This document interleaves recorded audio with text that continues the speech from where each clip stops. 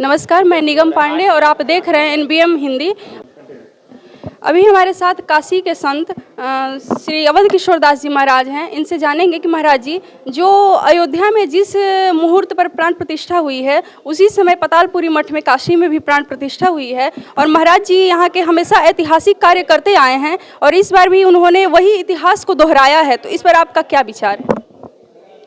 सबसे पहले हम काशी पतालपुरी मठ के जो प्राण प्रतिष्ठा हुआ, इसका बहुत बहुत बधाई और बहुत बहुत शुभकामना देना चाहता हूं, क्योंकि 500 साल पुराना जो विवाद था, जिसमें 3.5 लाख हिंदू जनसमाज जीवन विसर्जन कर चुके हैं, और उस मंदिर के हमारे रामलला सरकार के प्राण प्रतिष्ठा के समय हमारे काशी में भी श्री पतालपुरी मठ में भगवान राम जी के जो मंदिर था, उस मंदिर के जीर्णोद्धार करने के पश्चात उनके प्राण प्रतिष्ठा हुआ। ये ऐतिहासिक क्षण है और ये क्षण जैसे ग्रह लग्न ग्रह भारती सकल भय अनुकूल, चर और अचर हर्षयुत राम जन्म सुख मूल, उसी प्रकार ये जो ऐतिहासिक क्षण है, जैसे वहाँ चंद्र सूर्य जब तक रहेंगे तब तक उनके नाम लेंगे, उस प्रकार हमारे काशी के अंदर में और ऐसे कोई मठ मंदिर नहीं हुआ, कहीं भी नहीं है जो रामलला के वहाँ प्राण प्रतिष्ठा हुआ और हमारे काशी में पातालपुरी भगवान राम जी के प्राण प्रतिष्ठा हुआ। ये बहुत ऐतिहासिक क्षण है, बहुत आनंद क्षण है और इसमें हमारे पातालपुरी पीठाधीश्वर महाराज रामचरित मानस के बालकांड के उन्होंने वर्णन किया और कथा सुनाया और सारे लोग बहुत आनंदित हुए।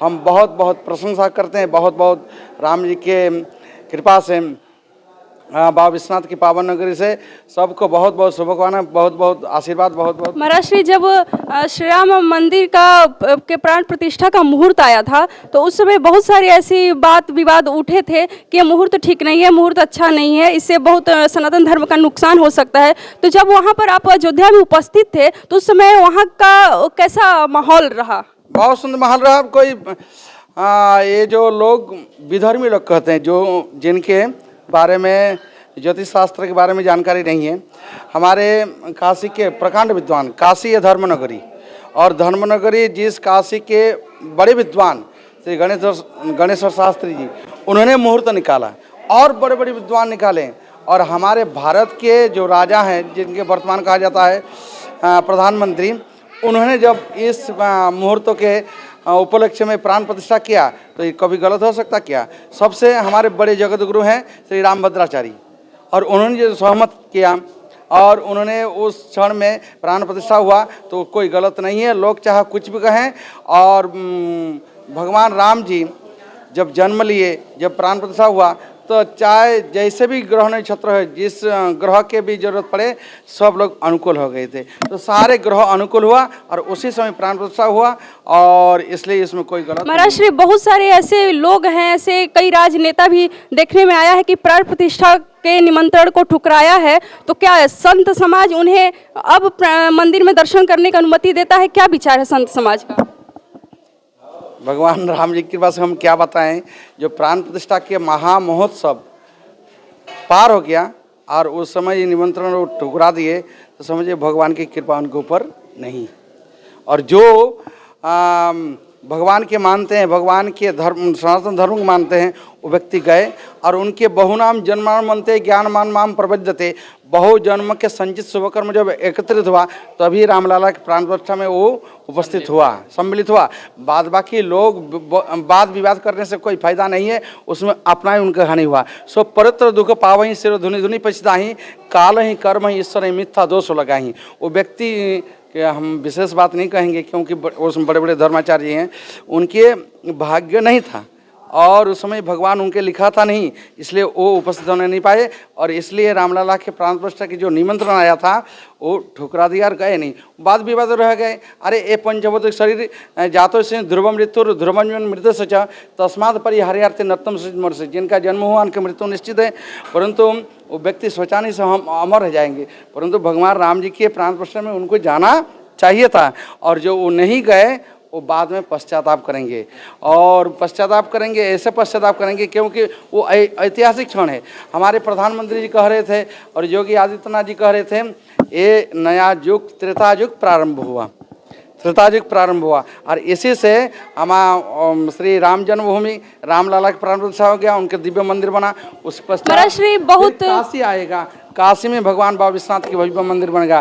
फिर भगवान कृष्णचंद्र के जन्मभूमि जाएंगे, वहाँ भगवान कृष्ण जन्म। महाराज श्री बहुत लोगों का ये विचार आ रहा था कि ये राजनीतिक दृष्टि से ऐसा किया जा रहा है, तो प्राण प्रतिष्ठा तो हो चुका है, तो क्या इस प्राण प्रतिष्ठा का यदि राजनीतिक दृष्टि से हम देख रहे हैं तो राजनीति पे क्या असर होगा? क्या मोदी के लिए अच्छा क्या होगा?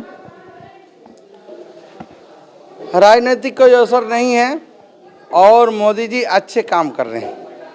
सनातन धर्म के उत्थान के लिए ये समय है।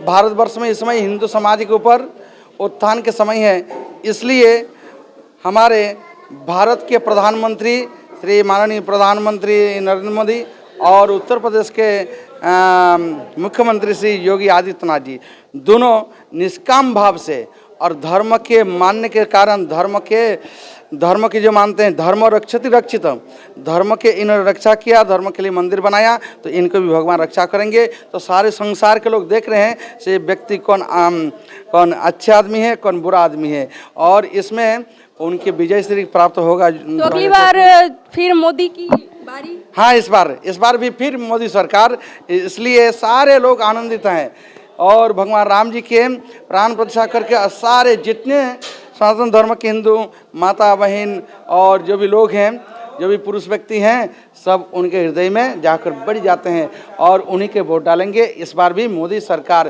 क्योंकि जो राम के लाए हैं वही उनको हम लाएंगे। तो अभी हम देख रहे थे पतालपुरी मठ में, जिस समय अयोध्या में भगवान श्री राम की प्राण प्रतिष्ठा हुई थी, उसी समय पतालपुरी मठ में भी भगवान श्री राम की प्राण प्रतिष्ठा हुई थी और मंदिर का जीर्णोद्धार किया गया था। ये पतालपुरी मठ कोई साधारण मठ नहीं है, एक ऐतिहासिक मठ है। जब द्वापर में भीष्म पितामह आए थे यहाँ पर और काशी नरेश की कन्याओं का हरण किया था, जिसमें अंबिका अंबालिका का उस समय हरण किया था और हरण करके इसी बाढ़ से गुफा का निर्माण किया था और यहीं से वो हस्तिनापुर निकले थे। और ये पतालपुरी मठ विश्वेशम माधवम दुंडिम दंडपाणिम च भैरवम वंदे काशीम गुहाम गंगाम भवानीम मणिकर्णिकाम, यहाँ पर जो काशी के मुख्य मंदिर हैं उसमें से एक पतालपुरी मठ भी है। तो फिर मिलते हैं आपसे, आज के लिए इतना ही, नमस्कार।